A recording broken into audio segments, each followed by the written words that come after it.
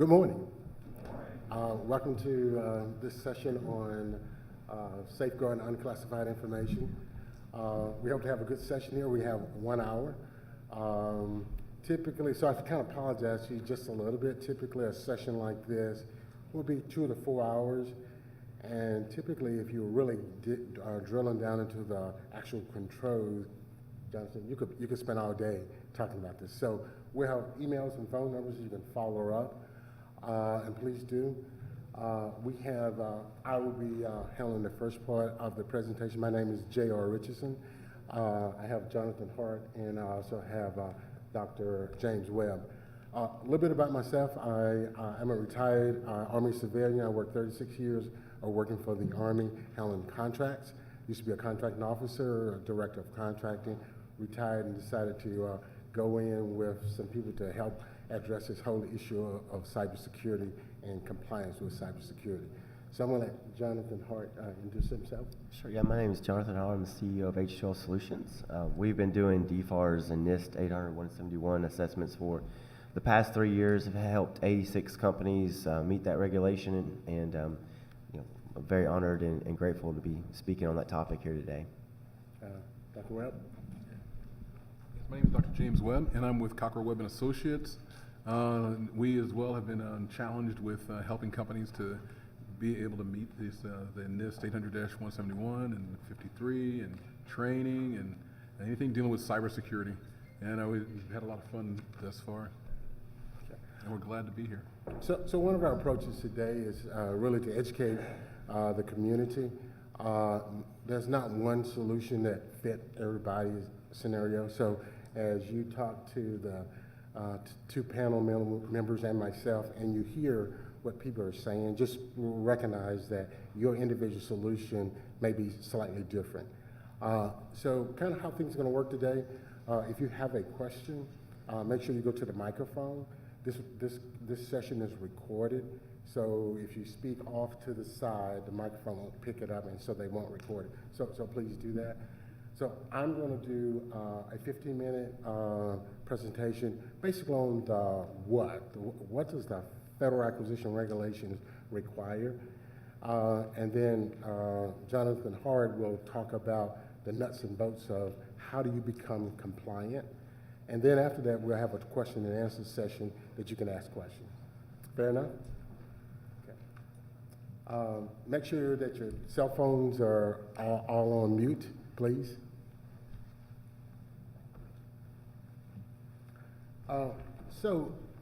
Just to try to figure out kind of what your education status is regarding cybersecurity, how many people in here work for the government? Okay, great. Because government have different challenges associated with this than contractors. How many people are prime contractors? Okay, great. How many are subs? And how many people have attended a session on cybersecurity? Okay, good. So these are the things that I'm going to talk about briefly. I'm not going to spend a lot of time on them, but there are some challenges associated with implementing the cybersecurity requirements. I'm going to talk to you a little bit about what businesses really need to know. I'm going to talk a little bit about the executive order. Some of this stuff, since some people have already attended, this may be a repeat for you. We're going to talk about what type of systems are we talking about, because a lot of people get confused. Is it the government system or is it a contractor system? We're going to talk to you about the CUI register. We're going to talk to you about what the FAR and the DFAR requires. And we're also going to talk to you about, there's some updates. DOD has proposed some additional changes. And then we'll also talk about at the end, what are the dangers associated with not implementing the FAR and the DFAR requirements. So what are some of the challenges? When this 800-171 was implemented, it was somewhat vague because it identified 110 controls, but it didn't necessarily tell you exactly how to implement that. So you had to look at your own system and decide how you were going to implement that. And so Jonathan Hart is going to really talk about that a little bit more in detail. but everybody got tight budgets. So I just talked to a couple of people already since they walked in the building, and they said, we don't have the money to do this. Nobody saw this coming. There's not a big pot of money just laying around to do this. So how do you include these standards into your existing security system? This is somewhat of a shifting target also. We know, when I went back and checked, the first contract clause that included the DFARS requirement was dated 2013. There is an update in 2015. There's two updates in 2016. So if you have contracts going back a number of years, you may have all those clauses in your contract.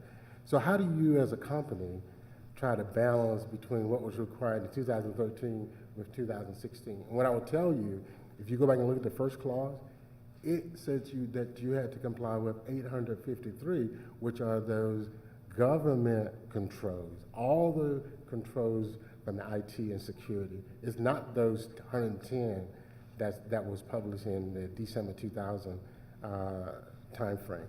So that's a huge problem. So now the deadline to implement the security standard was 31 December 2017. So if you miss that deadline, so what is your liability and you have a government contract? What are the consequences? So now that's already passed. So DOD has now come out with some additional proposed changes. So all the challenges that you have to deal with. So if you work for the government, your challenges are different. So you got required activities. So they're required to identify what documents to mark. If you're an engineer working for the Army Corps of Engineers, your challenge may be trying to get the information from that required activity to determine what to mark. If you are a contracting officer that works for the government, your challenge may be, did I include the clause in the contract? And do I have anybody providing oversight over the contractors who should have implemented the standards? And then if you may be a COR, do I have the technical abilities to go out and inspect the contracts and make sure they're in compliance? So you got all these challenges associated with this. Kind of what do business really need to know? We all know that the threat to the government or DOD is not going away. This threat is increasing. I can tell you the threats with DOD and also the personal threats. I mean, my bank account has been hacked. My credit card has been hacked. I know my information that resides in a credit bureau has been hacked. I know my OPM account has been hacked. I know that my SAM account has been hacked. So all these things are going on, and so that's what they're really trying to do. They're just trying to say, look, we're all soft targets. You've got to get your controls in place to make sure that you are not part of a big data breach. So what do you really need to know? In the future, you may not be able to do business with the government. That's one thing that we're going to talk about a little bit later. And what I would tell you kind of upfront going into this whole thing, if you're not already, if you have not implemented the 800-171 controls, you need to do it now. Because we're going to talk about some of the impact of not doing it. So the executive order has been out since November, I believe, 2010. That established the CU program. It established an executive agent to oversee the program, and it also identified the method and how this would be performed. Next slide. So we are only talking about contractor information that talk about information that resides in a contractor system. We're not talking about government information. So the information the government sends to you, you must store that information properly. So what are we really talking about? People ask me this question all the time. So we're talking about technical documents. So if you're an AE firm, construction firms, you're talking about drawings. You could be talking about other documents. You could talk about critical infrastructure information. You could be talking about information that's covered by the Privacy Act. Now, the government is responsible for marking this information to tell industry what to protect. And that's what the part of the challenge is. So the contractor's got all this information residing in their system, but in some cases, they know how to protect it. In some cases, they do not know because it's not marked.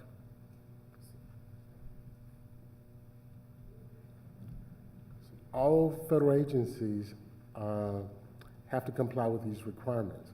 So we are talking about the FAR and the DFAR here because the Army Corps of Engineers pretty much falls under the DFAR.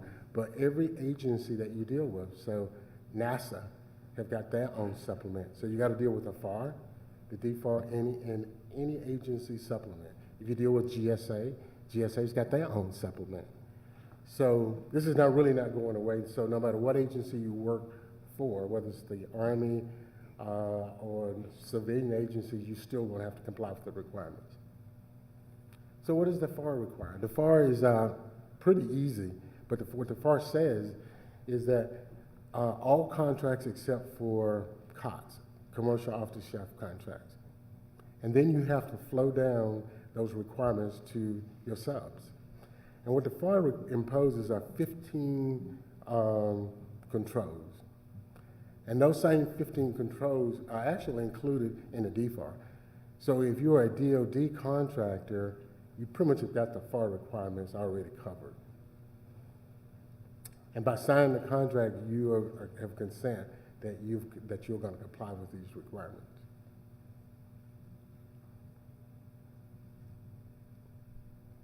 So with the DFAR also requires that for all contracts except for COTS, but the DFAR also requires that the contracting officer should identify to you the documents that that should be marked and what you have to then protect. And there are sections in the contract where this is identified. So those documents really should be marked. Oh, the last one. If you have a doubt, make sure you ask the contracting officer. If there's any doubt in your mind, make sure you ask. Because what you have is you have a lot of companies who receive an RFP or who may have an existing contract. You don't know. And if you don't know, don't guess. Ask the contracting officer. So what is really required? What is required is a self-assessment, a system security plan, and a plan of action with milestones. And remember, the date has already passed. It was 31 December 2017. I'm going to skip this piece of it. Jonathan's going to cover that piece. This clause you have to be careful with. And the reason you have to be careful with it is by signing a defense DoD contract, what you have told DoD that you have agreed to comply with the terms of the NIST standard 800-171. So what are the updates? DoD issued some draft comments back in April of 2018. Two things came out of that update. One, DoD prioritized the standards. So they're trying to tell you what is important and what is less than important to some degree. But probably the thing that was more important to me was that they published draft language for pre-award. So before they receive a proposal, you have to submit a copy of your system security plan and your plan of action with milestone to the government. So if you don't have that plan in place, you could find yourself not being able to compete for a contract. So what are some of the dangers? As I mentioned to you, you may not be able to do business with the government in the future because on the selection side, they're going to evaluate your plan, and if you don't have it, you may not be able to compete. So the second one is debarment or suspension. So now, don't leave here saying that J.R. Richardson said that you want to be debarred or suspended. All I'm telling you is this. If you sign a document and you said that you was going to comply, and if there was a data breach, and if there was an investigation, and someone found that you had not done your due diligence, and there's harm to the government, there will be consequences associated with it. I worked for the government for 36 years as a contracting officer. I will tell you there will be an investigation, and you will be held responsible in some way, okay? Don't know if it will be suspension, don't know if it will be debarment. The other one is protest. We're starting to hear from the industry, if there are companies complying with these requirements, and there are companies not complying with these requirements, and companies find out that you are not in compliance, they're going to protest the requirements to the government. The government will then have no choice but to investigate it and then decide if they will go on to cancel your contract. So there are some serious consequences out there that you have to really consider. So those are the things that I wanted to talk about, the what. Now Jonathan is going to talk about the how-to, if you will.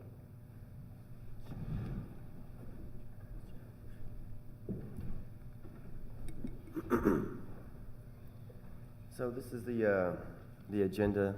One more question. How many people have already dealt with the NIST 800-171 controls within their organization?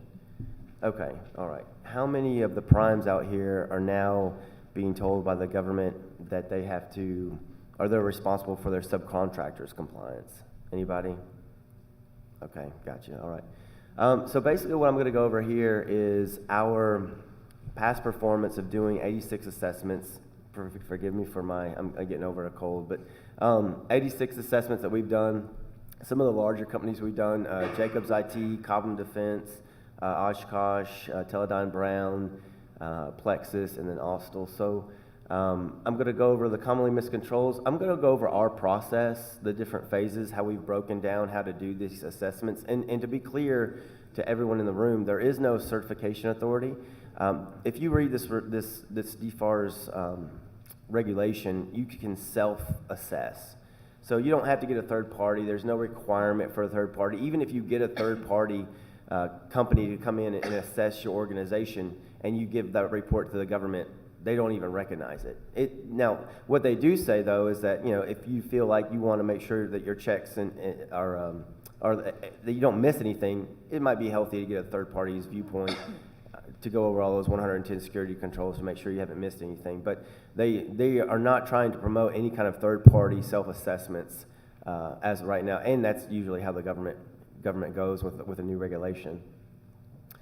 So this is, we've done 86 now of the 7012 compliance assessments, NIST 800-171 assessments. We do the gap analysis, plan of action and milestones, system security plan supporting policies, and vulnerability assessments, and we provide all that to the companies. So this is the control evaluation. I think I have the 6 different, it's not working now. Yeah, there we go. So those are the 6 main controls that we found out of the 86 companies that we've performed assessments on that they have not implemented. So incident response testing, risk assessments, audit reduction, report generation, access control for mobile devices, media use, and continuous monitoring.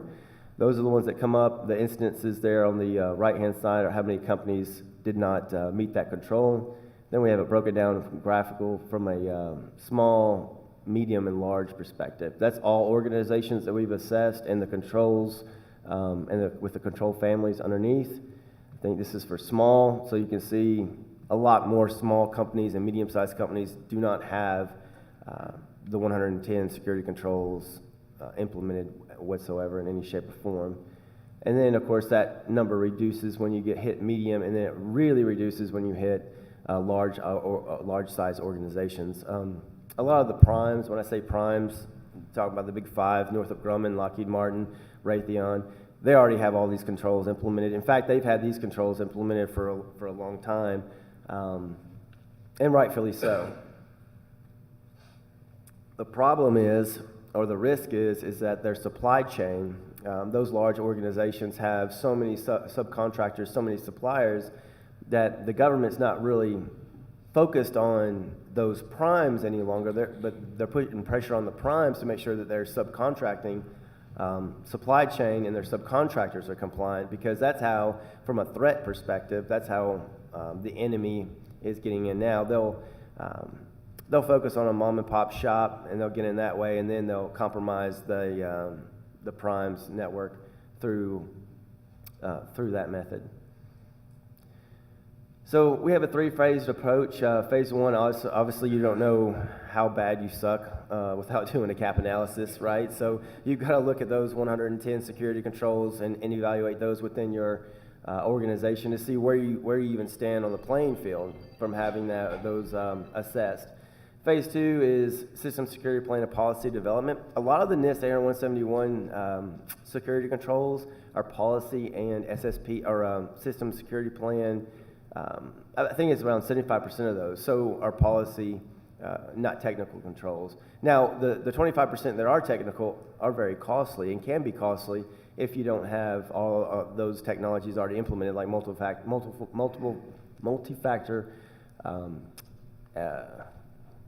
Thank you so much. Data loss prevention, encryption at rest, data at rest, things like that. And then phase three, we do vulnerability assessment. Phase four, that's just something that we offer. A lot of small companies that we have done these assessments for, they don't have the overhead or the money to provide, in some cases, even IT staff. And so what we'll do is we'll be a virtual CISO, a virtual IT for them to help them with their continuous monitoring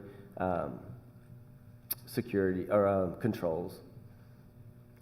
So this is just how we do an interview and a collection of all the artifacts.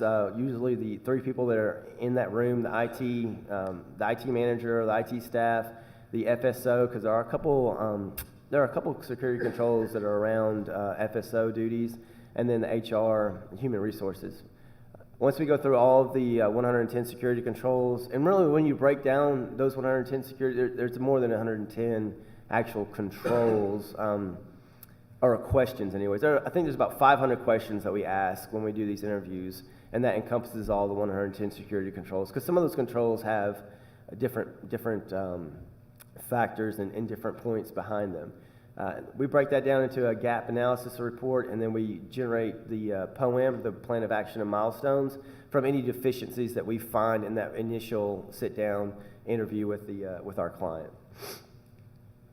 This is a example of a gap analysis that we do. It's been sterilized, of course, but over on the right-hand side, you see how implemented, and then partial, and then red is non-compliant. I think the report is around 70 to 85 pages long, and so that's phase one right there. That gives. So since you can self-assess, some clients just want this, because if they have this, then they can go forth. They have a good plan. They know where they need to improve. They have one part of the key, which is the POAM. The other part is the SSP. To be legally compliant right now with the regulation, all you have to have is a system security plan and a POAM. The government wants to make sure they know that you know where you are with a control perspective. And so those are the two main documents that you need to have in order to be actually legally compliant with this regulation: is a system security plan and a POAM. And so that gives them half the battle, and then they can write their own SSP from the gap analysis report if they want to. This is an example of a POAM. Every line item, every deficiency is on there, and it's up to the client to put a milestone date or completion date whenever they're going to have that deficiency implemented. We're seeing a lot of prime contractors that are asking their subs to go to ExoStar and fill all this out. You don't fill this out on ExoStar. ExoStar is really, in my opinion, horrible. It's just a question, or it's yes or no answers, and you can't even really explain it in ExoStar. How many people have had to use ExoStar? One? Okay. Two? All right. So in my personal opinion, it does not let you put any kind of information in other than yes or no. So you might be working on your system security plan. In fact, you might have it 90% complete, but there's no way you can tell your prime, Lockheed or Northrop, that you are 90% complete. It's either yes, you have it, or no, you don't. And then what happens is that prime sees your status report whenever you're 50% compliant with all the security controls. They come back and say, why are you only 50%? And in reality, you might be more than 50%. And so that's in my opinion, that's not a very thought out plan to evaluate their supply chain or their subcontractors. But we've helped 4 or 5 companies go through the ExoStar process, and then be on the call with their prime a week later and explaining to them that no, they're more than 50% compliant. It's just that ExoStar is has a horrible database that is not being used to its full capacity. This is phase 2. So we generate the system security plan. This is like a fishbone document. The system security plan in detail talks specifically about every single 110 security controls that are in the NIST 800-171 document.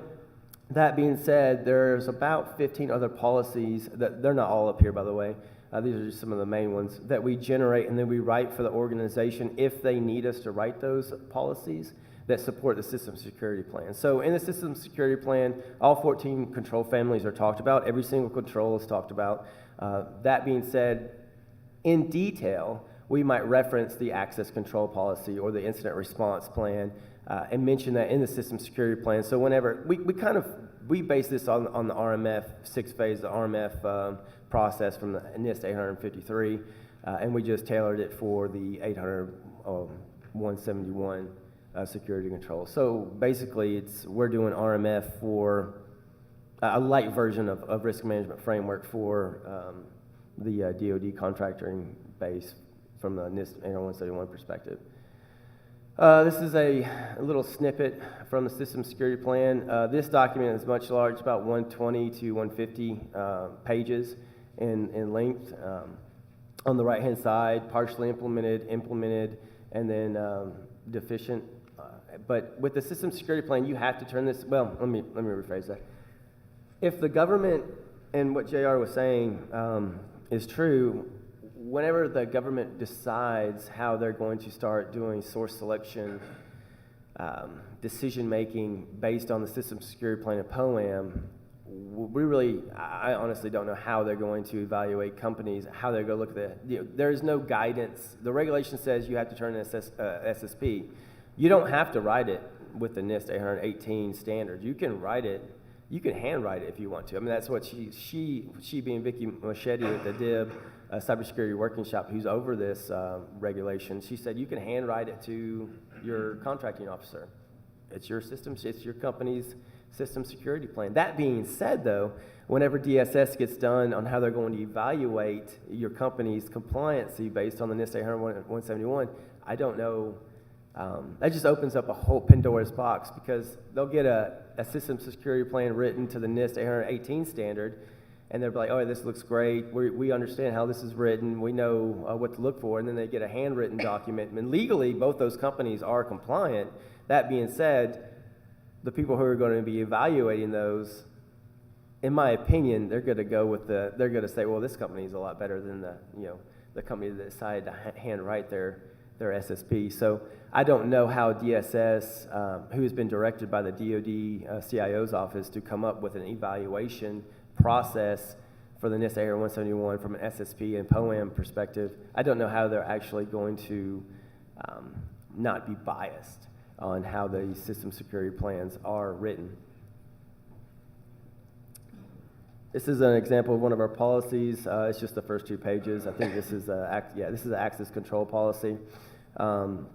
It's about 20 to 30 pages in length. We go in detail. These are all written and tailored specifically for the client. Every company that we've done, all 86 companies that we've helped have been different. Their leadership obviously has been different. Their company culture has been different. So what we have to do in that gap analysis, if the company wants us to do all 3 phases, we sit down with the leadership, we understand the culture, and then we start tailoring and writing these policies based upon that culture of that company.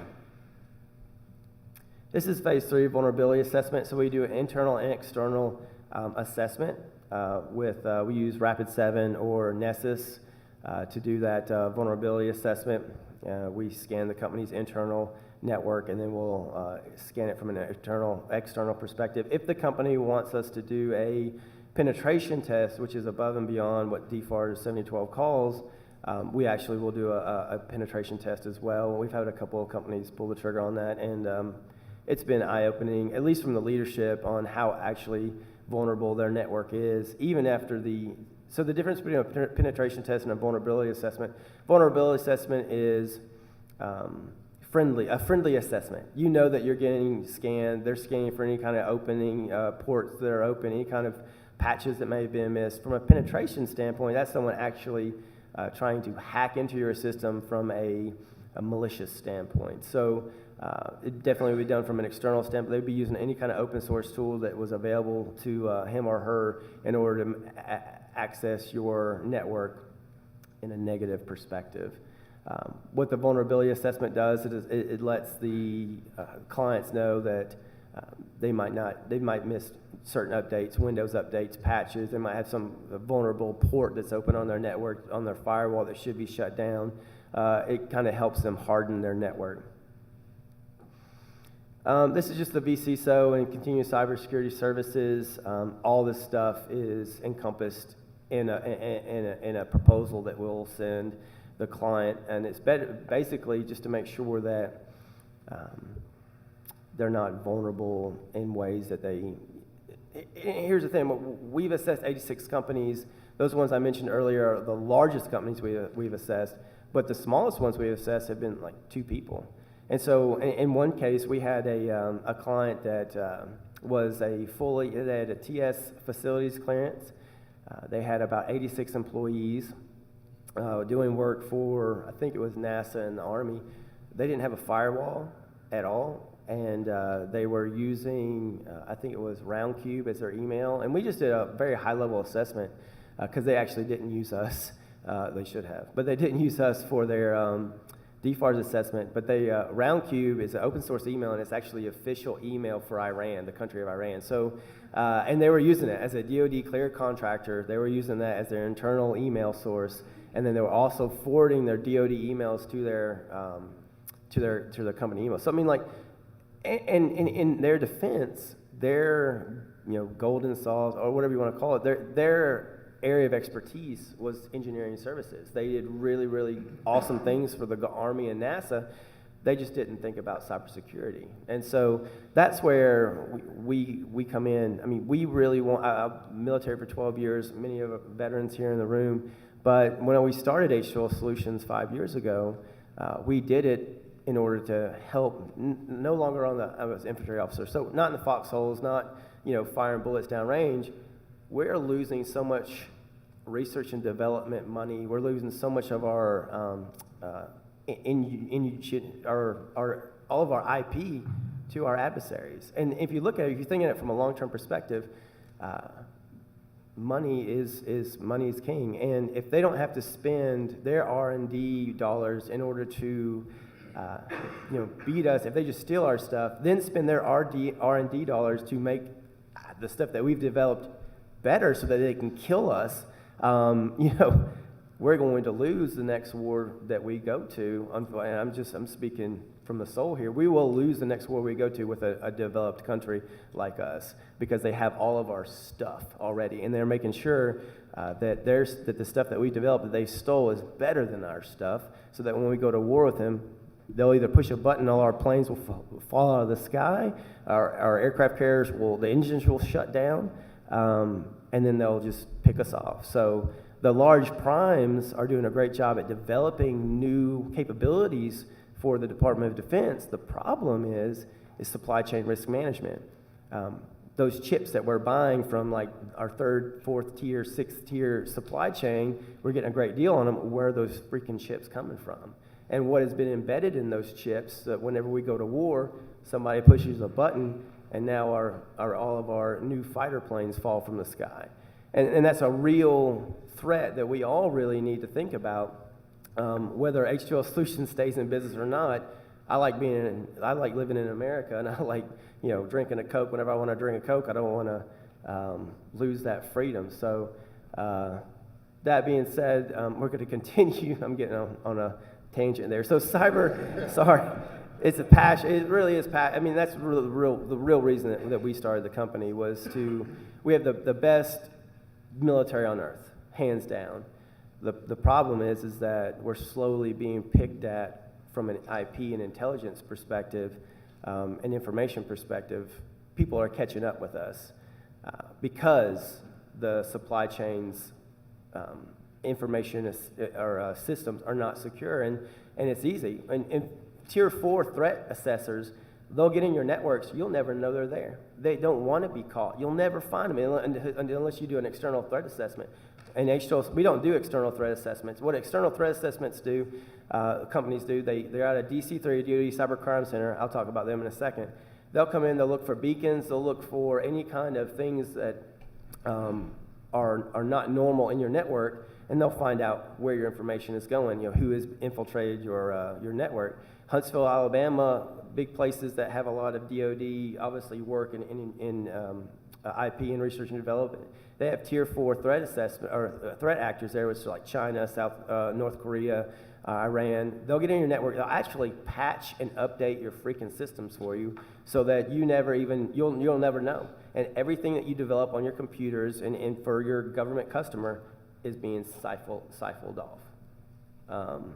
And you get external threat assessment done. You can find out who's doing that, and then really, this DFARS 171 is not going to protect you guys from being hacked. It's not.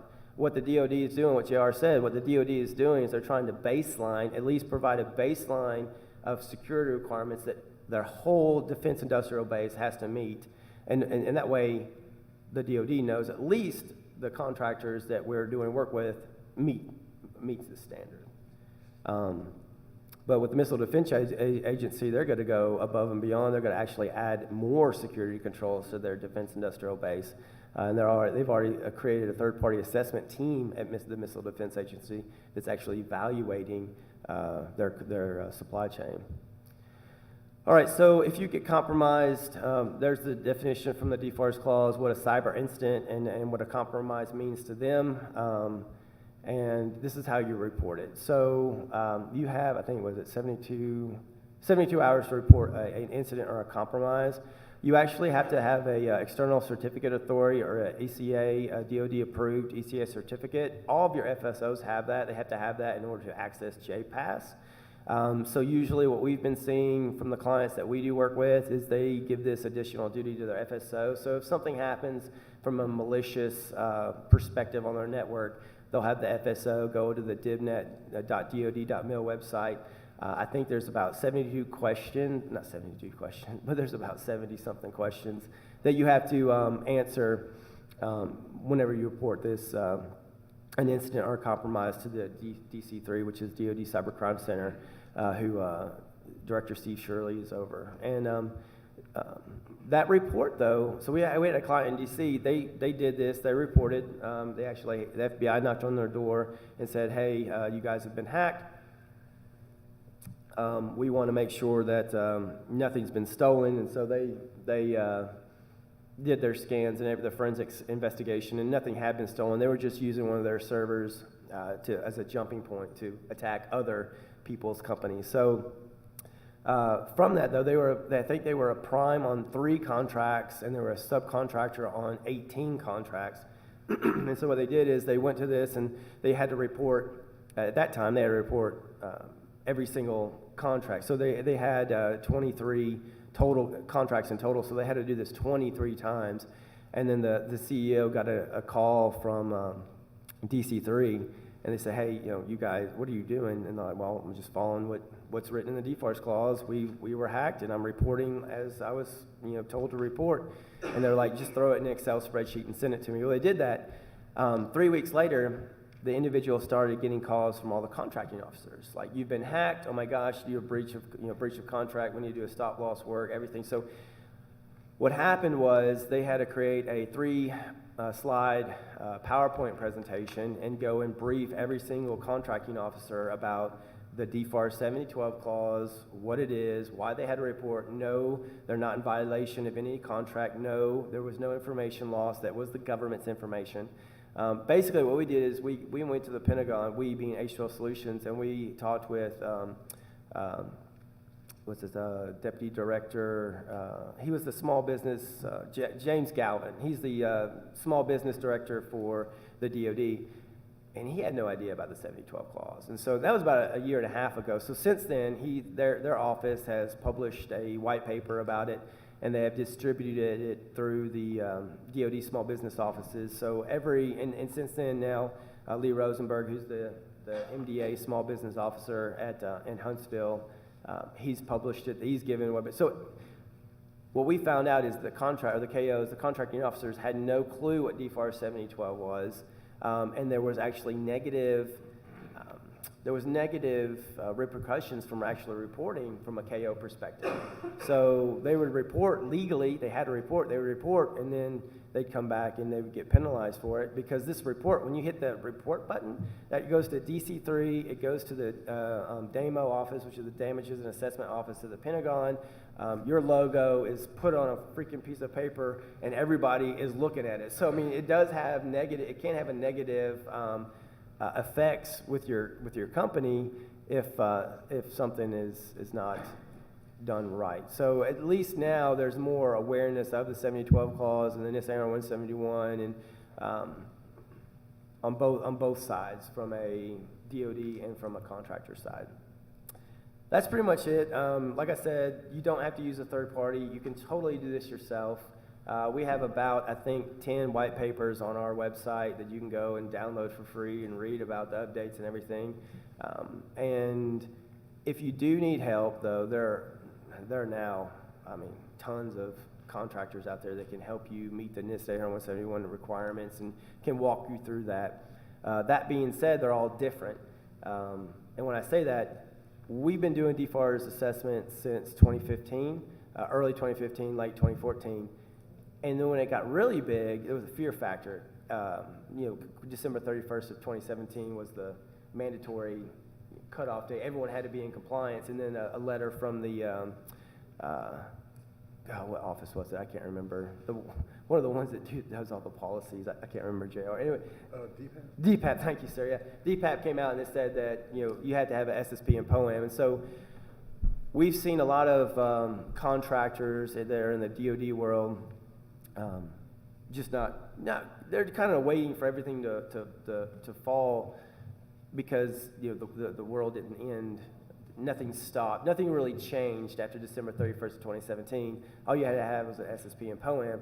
But there is, like JR said, the DSS office is coming up with a plan on how to assess the contracting base, the DoD contracting base. And also the FAR is being updated. The new CUI rule is coming out. It's supposed to come out sometime end of this year, I believe.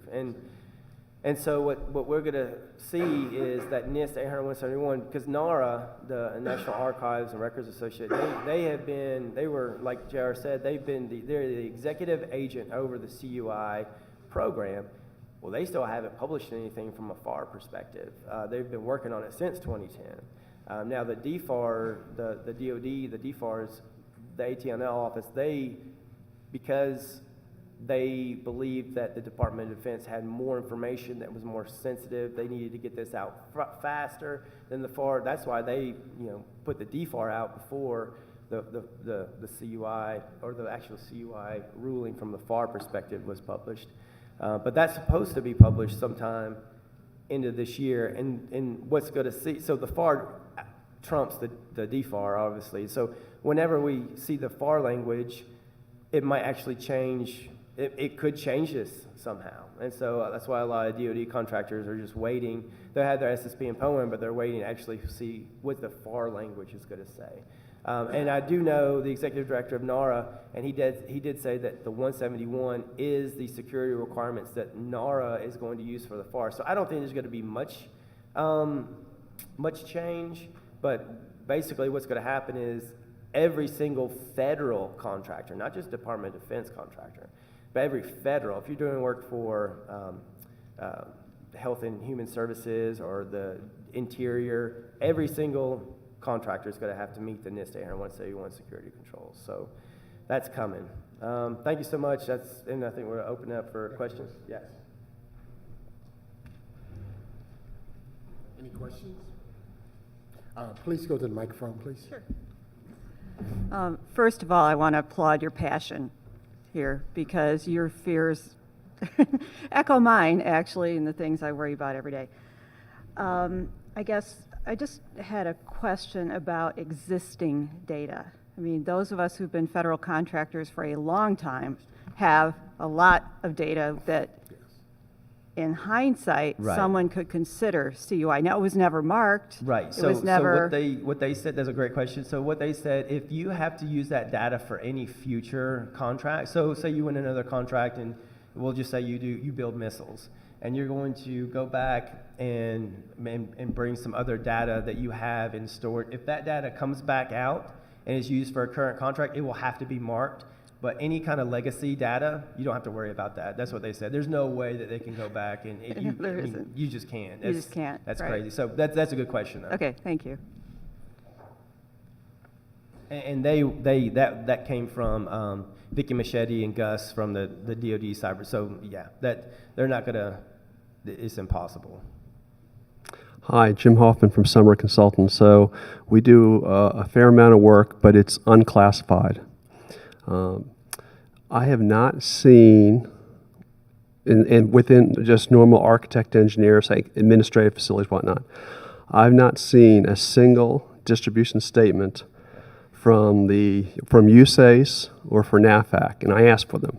So I was curious as to have anyone, but the panel or the room, for unclassified work, seen any distribution statements B through F? I'll say something on that, and I'll probably get my hands. Are there any government people in here that worked for? I love you guys. You're great. So USACE, they were not aware really of the DFARS 7012 clause until maybe about six months ago. Well, some of them are. Well, Some of the it, that's headquarters- true. It was sporadic. We'll just say it that way. So you were probably not going to see anything from USACE for a little bit, but they are tracking it and they understand that. The big thing with them, and JR can talk this about more, what they don't want to happen is they don't want this to affect their supply chain in a dramatic way like it has affected other DoD agencies. So USACE does a lot of construction, they do a lot of buildings, and so what happens is if they start marking that, and then that gets flowed down to all those mom and pops, construction company, those construction companies don't care. I mean, they don't think about cyber, right? But whenever you have those building plans, and those building plans that get passed down to the next tier, the next tier, the next tier, the next tier, and all those subcontractors then have to be compliant.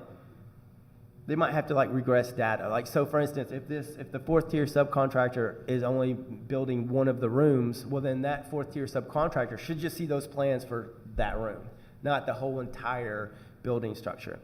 Because some of those buildings, I'm sure they're building some cybercom buildings or something. Some of those buildings might actually be very, very important to protect that our adversaries might really want to see the schematics for. So they are addressing it. JR can probably talk more about it. The USACE headquarters, they are aware, they are addressing it. I've talked to several districts. The districts are aware now, and they are addressing it. So it is coming. You just hold tight. Well, and so that's great. So the next step is, if the USACE headquarters has it, where is covered defense information identified so we know what we have to comply with, whereas non-CDI, we don't have to. So we need to understand that rule set. So does anyone know if CDI has been defined by NAFAC and by USACE so we can start trying to figure out or get our hands around this issue? So this is an old answer. They might have changed since then, because what NARA did with the CUI policy, or with the CUI executive order, this was about 6 months ago whenever I went to this conference, but the executive agent or the executive director from NARA said they sent out a memo to all the DoD agencies. Actually, I think actually all the federal agencies as well. And they said, look, here's the CUI program. And you can go to the CUI website. You can actually see what is controlled unclassified information, all the different categories. And what they said to the agencies were, reply to us, let us know what you being agency perspective, considered CUI for your agency. So the Army might say PII, technical controlled information, policy, code, all that. So really, it's up to USACE to decide what is covered defense information. And that's why I think you're seeing the pause, because they're probably having an internal discussion. We don't want to affect our defense base. We don't want to affect them as much as possible, right? So you're probably seeing they're probably discussing what does need to be marked. Do the technical drawings for the facilities need to be marked? Yes or no? That's going to have a ripple effect between their supply chain, or do maybe certain buildings like a cyber lab or something should be marked, but like a hospital shouldn't. I think that's why maybe the pause and the hesitancy for unmarked data right now. But from a whole, when I say from a whole agency perspective, we are still not seeing things that are being marked from the Army and the Navy and the Air Force. It's just going to take time. Well, I just want to confirm. So what I'm hearing from you right now, in the unclassified world, we're unaware of NAVFAC or USACE or AFCAC issuing definitive guidance on CDI today. That could change tomorrow. I think that's correct. I have Just want to make sure. I have not seen any. But you can go to the CUI website, and if you won't get with me afterwards, I can point you the URL, and you can see the extent of the damage that might come to you as far as what NARA has identified as CUI. That being said, the specific agency that you support, they might not have all of that. They might just have a subsection of that. So you can mentally prepare yourself for what might come. Yes, ma'am. Hi, my name is Michelle Sipe. I'm with Lutron Electronics. So we're a manufacturer that works. So we have a NIST 800-171 compliance space within our organization. And I think our challenges is within that construction process, we're getting things at the tail end, right? Like construction documents are already completed, drawings aren't marked. I know the GSA has a full SBU program now for anything, right, that is marked, including their specifications, has to be protected. I think the challenge is that within the construction industry, you have the same contractors that are not just federally focused, they're also commercially focused. And so they just treat building drawings just like any other job. And the challenge for us as a manufacturer is we receive stuff and we go, no, you cannot do this, delete it off your email. We're going to send you a box.com link to upload, right, for secure transfer. And it's causing a lot of angst within the industry because they don't understand it. So my question is, how is this going to be rolled out to industry to make sure everyone is aware of capture that information, and are there going to be any sticks? Because right now, all I can do as a manufacturer is just tell them not to do that. But unless I have a reporting mechanism to start getting some people in trouble to make them make it serious, it's really difficult to try to manage that. Right. So.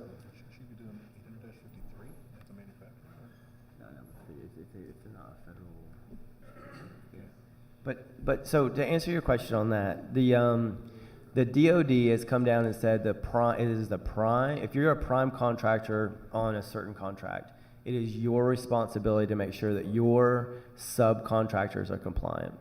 And that's unfortunate, really. And it basically from the Missile Defense Agency, they said it's the cost of doing business with the government. Straight up what they said. Now, in my opinion, that's going to actually probably, unfortunately, hurt the DoD base. And when I say hurt the DoD base, you're going to have some companies that say, forget it, we're not going to do work with the government. It's too burdensome, it's too costly. We're going to continue to focus on the commercial market, and you're going to have some suppliers that you might not be able to use anymore. What I suggest, though, is that if you do have suppliers that are actually key, and here's a good, like Teledyne Brown, they have a really